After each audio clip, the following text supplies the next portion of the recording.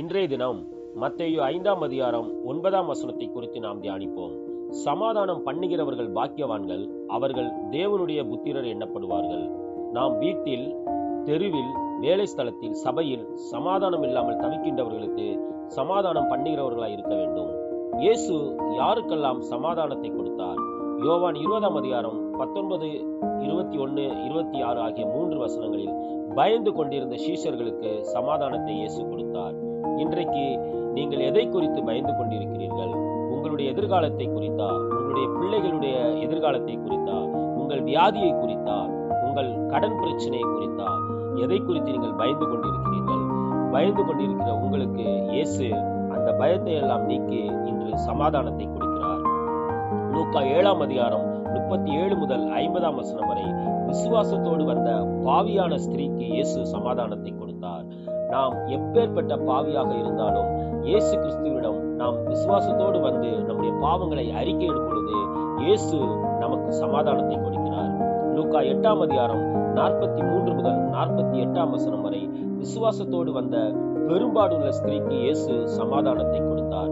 பெரும்பாடுள்ள ஸ்திரீ தன்னுடைய ஆஸ்தியை எல்லாம் வைத்தியர்களுக்கு செலவு செய்தும் தன்னுடைய வியாதி நீங்காமல் விசுவாசத்தோடு இயேசுவிடம் வந்தால், இன்றைக்கு நீங்கள் எந்த வியாதியோடு எந்த பலவீனத்தோடு இருந்தாலும் சரி, மருத்துவர்களால் குணமாக்க முடியாத எப்பேற்பட்ட வியாதியாக இருந்தாலும் சரி, நீங்கள் விசுவாசத்தோடு இயேசுவிடம் வரும் பொழுது இயேசு உங்களுக்கு சமாதானத்தை கொடுக்கிறார்.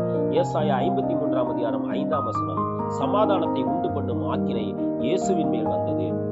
கொலோசையர் 1ஆம் அதிகாரம் 20ஆம் வசனம், இயேசு சிலுவையில் சிந்தின இரத்தத்தினால் நமக்கு சமாதானத்தை தருகிறார். சங்கீதம் 29:11, இயேசு தமது ஜனத்திற்கு சமாதானம் அருளுகிறார். யாரெல்லாம் இயேசுவை நம்பி போகிறார்களோ அவர்களுக்கெல்லாம் இயேசு சமாதானத்தை தருகிறார். ஏசாயா 32ஆம் அதிகாரம் 18ஆம் வசனம், கர்த்தரை நம்பின ஜனம் சமாதான தாபரங்களில் தங்கும். ஆதியாகமம் 49ஆம் அதிகாரம் 10ஆம் வசனம், இயேசு சமாதான கர்த்தர். மீகா 5:5, இயேசு சமாதான காரணர்.